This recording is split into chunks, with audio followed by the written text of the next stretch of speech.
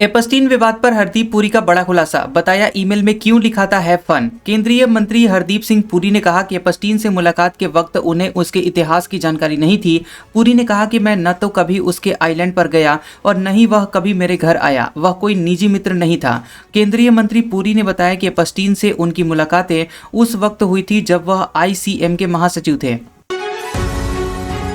शिवम दिल्ली में था तो कानपुर में कैसे गिरफ्तारी हुई। लैम्बोर्गिनी कांड में बेल के बाद इन 7 सवालों का जवाब कौन देगा। कानपुर लैम्बोर्गिनी हादसे के आरोपी शिवम मिश्रा को गिरफ्तार करने में पुलिस को 4 दिन का समय लगा था। आरोपी शिवम मिश्रा को गिरफ्तारी के 7 घंटे बाद ही कोर्ट में जमानत दे दी और मामले में ड्राइवर मोहन ने दावा किया कि वह कार चला रहा था, जबकि चश्मदीदों ने शिवम को चालक बताया।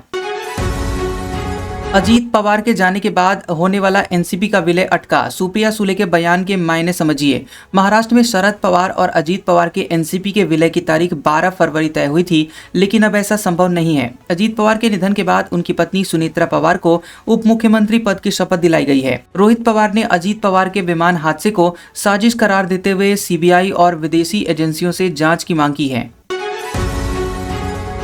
दामाद के साथ घर छोड़कर भागने वाली सास अब बहनोई के साथ भी फरार। अलीगढ़ से शुरू हुई कहानी कुछ यूं पहुंची सीतामढ़ी।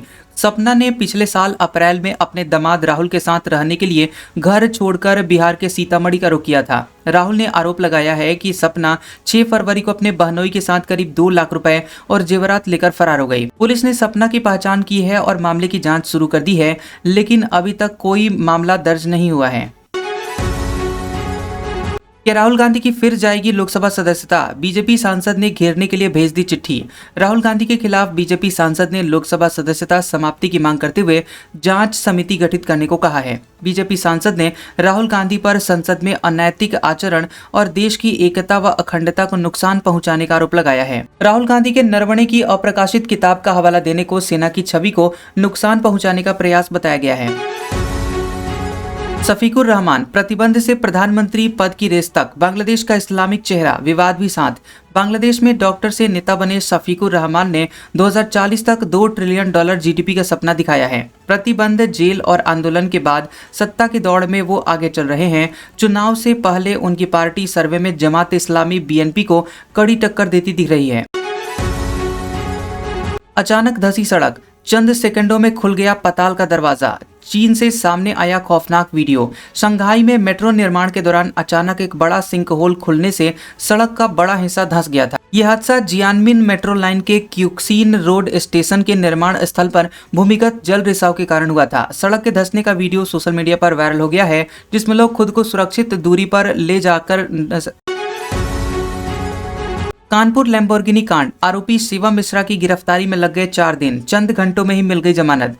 कानपुर के हाई प्रोफाइल लैम्बोर्गिनी हादसे में आरोपी शिवम मिश्रा को गिरफ्तार करके कोर्ट ने जमानत दे दी है और शिवम मिश्रा को गिरफ्तार करने में पुलिस को करीब 4 दिन समय लग गया, लेकिन जमानत कुछ ही घंटों में मिल गई। रविवार को तेज रफ्तार लैम्बोर्गिनी ने ऑटो और बुलेट सवारों को टक्कर मारी, जिसमें 4 लोग घायल हुए थे।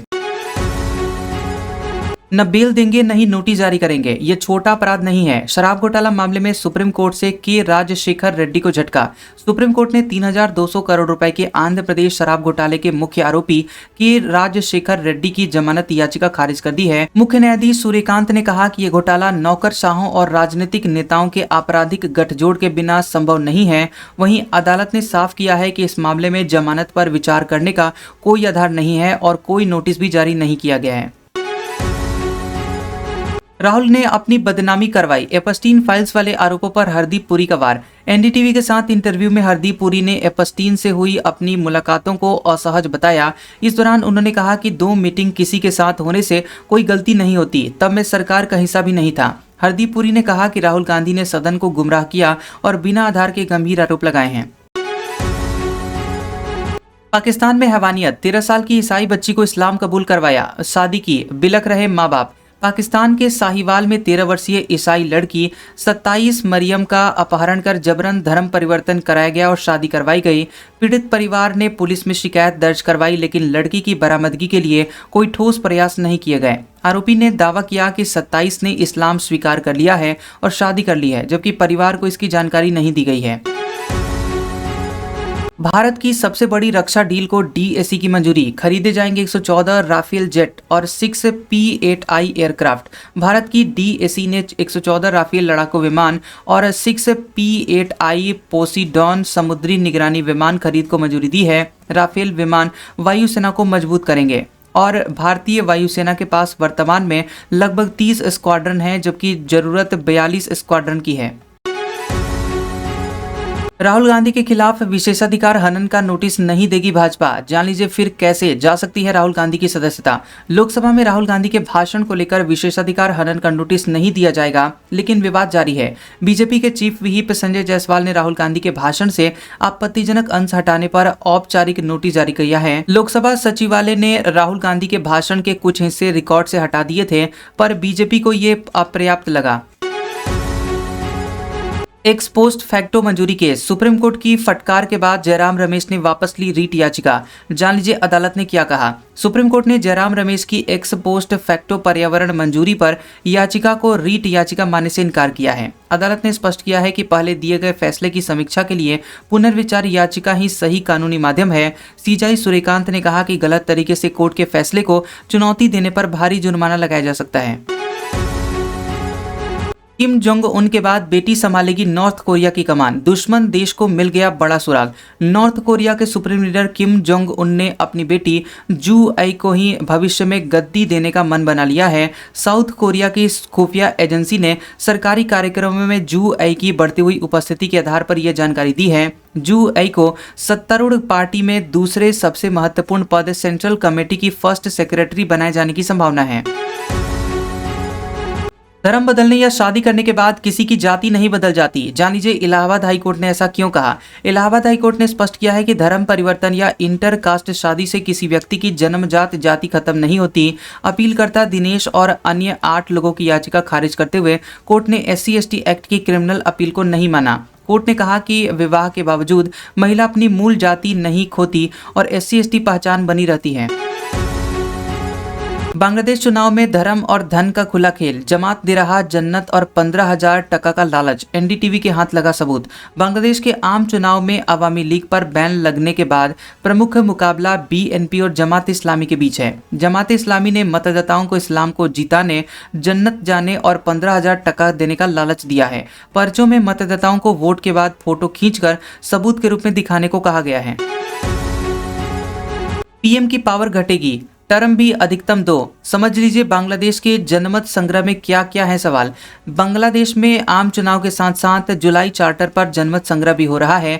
जनमत संग्रह में मतदाताओं को 84 प्रस्तावों पर एक साथ हाँ या ना में वोट करना है, जिस पर आलोचकों ने चिंता जताई है। यदि जुलाई चार्टर के पक्ष में जनमत संग्रह पास होता है तो अगली संसद को 270 दिनों में संवैधानिक संशोधन करना होगा। साउथ ब्लॉक से अलविदा, 77 साल बाद PMO होगा सेवा तीर्थ में शिफ्ट। यहीं से हुए मोदी सरकार के 5 बड़े फैसले।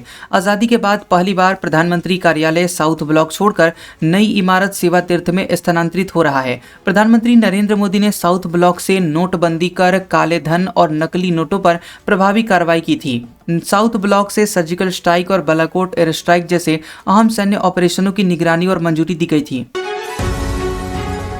तुर्की के सांसदों में जमकर चले लात घुसे, संसद बनी जंग का मैदान। तुर्की के संसद में सत्र न्यायालय में विवादास्पद नियुक्ति को लेकर सत्ता पक्ष और विपक्ष के सांसद आपस में भिड़ गए। इस्तांबुल के चीफ प्रोसिक्यूटर को नए न्याय मंत्री के पद पर शपथ लेने से विपक्षी सांसदों ने रोकने की कोशिश की। आकीन गुरलेक ने मुख्य विपक्षी दल के कई सदस्यों के खिलाफ हाई प्रोफाइल ट्रायल की अध्यक्षता की थी। सड़क से गुजरते ही बजेगी जय हो की धुन, जान लीजिए भारत ने कैसे कर दिखाया इंजीनियरिंग का ये कमाल।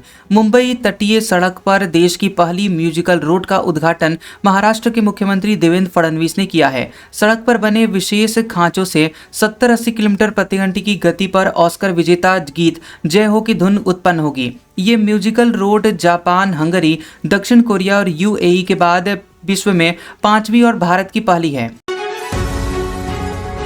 इस उंगली पर स्याही, वोट की दो पर्ची क्यों? बांग्लादेश चुनाव की दिलचस्प बातें आपको चौंका देगी। बांग्लादेश में 299 संसदीय सीटों के लिए चुनाव शुरू हो गया, जिसमें 2000 से अधिक मतदाताओं ने भाग लिया। हर मतदाता को 2 बैलेट पेपर दिए गए, एक उम्मीदवारों के लिए और दूसरा जुलाई चार्टर पर जनमत संग्रह के लिए। मतदाताओं के अंगूठे पर नीली स्याही लगाई जा रही है ताकि दोबारा मतदान को रोका जा सके।